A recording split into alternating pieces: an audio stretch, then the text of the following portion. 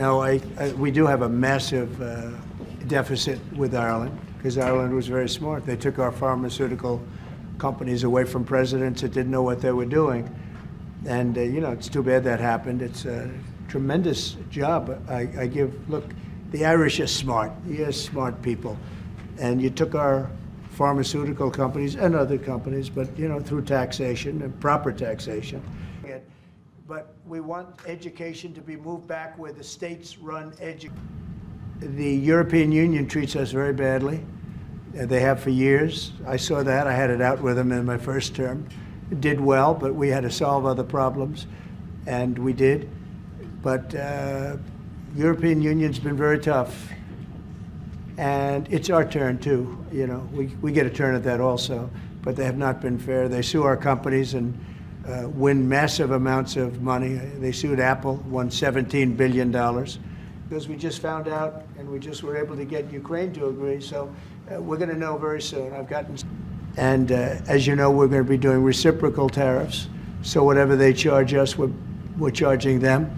Nobody can complain about that. Whatever it is, it doesn't even matter what it is. If they charge us 25 or 20% or 10% or 2% or 200%, then that's what we're charging them. And when these characters took over, we went from the tariffs that we're talking about, and again, reciprocal. I think that the tariffs, there are some cases where they're a little beyond reciprocal, because, you know, we've been abused for a long time as a country. We have been abused really for a long time, and we will be abused no longer.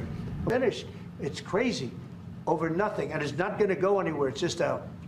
The EU was set up in order to take advantage of the United States. Including Ireland? Is Ireland taking advantage of the US? Of course they are. I can't, you know, I have great respect for Ireland and what they did, and they should have done just what they did.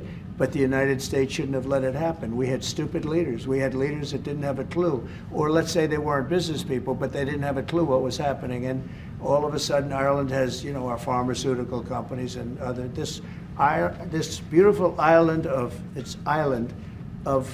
5 million people has got the entire U.S. pharmaceutical industry in its grasp. And, you know, you mentioned housing and you mentioned other things. I mean, I have property in Ireland, as you know, and I love it. It does great. But I'd like to see the United States not have been so stupid for so many years, not just with Ireland, with everybody. They were treated really badly. They were really treated badly. I was shocked. I asked them, was there any, when the pharmaceutical companies started to go to Ireland, I would have said, that's okay if you want to go to Ireland. I think it's great. But if you want to sell anything into the United States, I'm going to put a 200% tariff on you.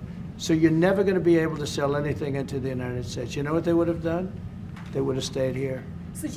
Well, I'd love to have them back. I mean, I'd love to have them back. But sure, I'll always have flexibility. But there will be very little flexibility once we start. April 2nd is going to be a very big day for the United States of America.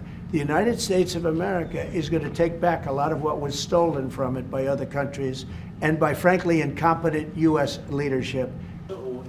Sanctions, what more can you do? We can, but I hope. It's a two-way street too, and we are investing a lot more in America now. And people may not realize, but Ryanair, one of our biggest airlines, for example, I'll trade. AirCap, I'll trade. they buy more, the two of them together buy more Boeing airplanes than anybody else outside of America. Good. That's a little known fact. It doesn't turn up in the statistics, but Ryanair and AirCap, big aircraft leasing company, Irish company, have done great work with Boeing and huge investments over the last couple of years, you know. You know, again, I think it's about... There's a massive deficit. Yeah. I don't mean by a little bit. I mean, there's a massive deficit that we have with Ireland and with other countries too. And we want to sort of even that out as nicely as we can, and we'll work together. We're going to work together great, but the deficit is massive. Why in the world would you let Rosie O'Donnell move to Ireland? I understand fully where the president is coming from. I think there's actually room. Now we can discuss all this. I think there's room for those companies to grow in America, and many of them, by the way, have already announced fairly significant manufacturing investments now. It's true. Just for Ireland and that means you genetically, I'm not going to mess around. No, that's not good. No, the European, we have a problem with the European Union. They don't take our farm products, they don't take our cars. We take millions of cars, BMWs and Mercedes-Benz and Volkswagens and everything. We take millions of cars. I said to Angela Merkel at the time, I said, Angela, how many Chevrolets do we have in the middle of Munich? Why, none. I said, you're right, we have none. That's the way it is, we have none. No, I'm not happy with the European Union, I want to tell you. And, Will you put tariffs and on we're going to cars? win that. We're going to win that financial battle. It's a Tariffs financial on battle. European cars, Mr. President?